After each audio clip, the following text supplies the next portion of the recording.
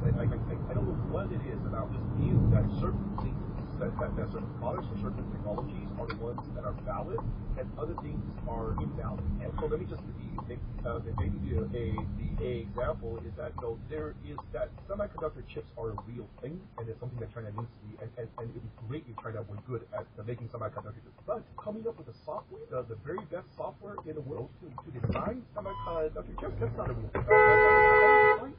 I'm not sure that they would classify that as not a real thing. The things that they think are not real things are, meaning complex financial doing social media. They don't want their best designers to be steered into, like, the United States. They want their physicists to graduate from Tsinghua and begin physics. They don't want them to go work for, a social media company or go work for a bank to design, speculative products. But the question is, for some products you could say that they're negative externalities, or they're negative. But why is a chip company or the revenues from a chip company more valid than the revenue